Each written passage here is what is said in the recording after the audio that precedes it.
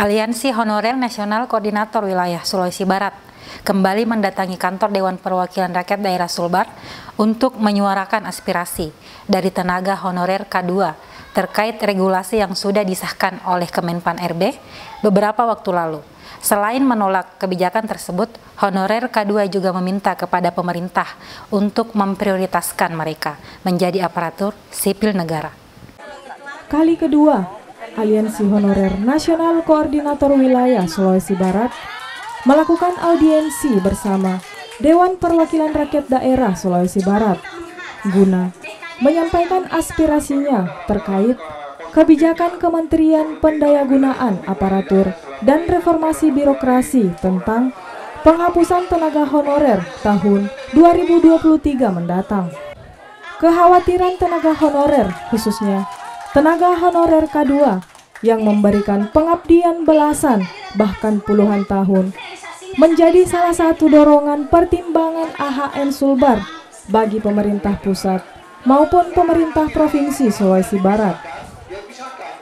Salah seorang tenaga honorer K2, Padli, menyampaikan bahwa mewakili Aliansi Honorer Nasional Sulawesi Barat, ia menolak keras regulasi dari Kemenpan RB terkait penghapusan tenaga honorer tersebut. Karena seluruh tenaga honorer termasuk di Sulawesi Barat akan sangat dirugikan oleh regulasi itu. Mengingat pengabdian tenaga honorer ini sudah 17 tahun bahkan lebih.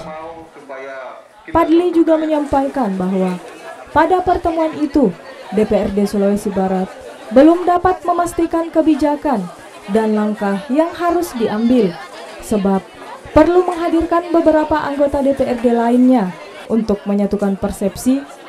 Untuknya, persoalan ini bakal diparipurnakan.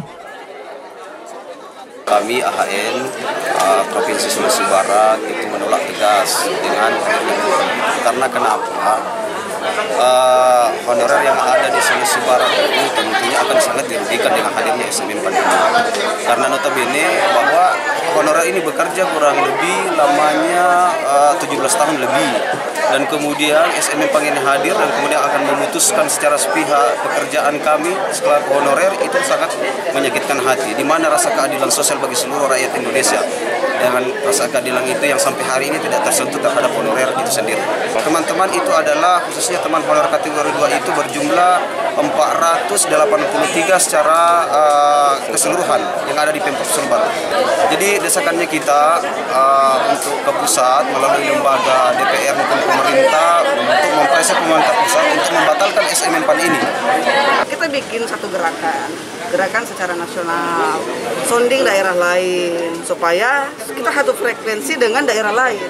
Nah, kita pelajaran melihat dari pengalamannya bahwa Undang-Undang Ciptaker ini yang beberapa waktu lalu itu kan gerakan nasional kan. Nah, akhirnya ya itu ditangguhkan. Nah, kita mau seperti itu, apalagi ini kan suara dari bawah. Intinya kita tetap bersama-sama, perjuangannya teman-teman honorer tidak sendiri.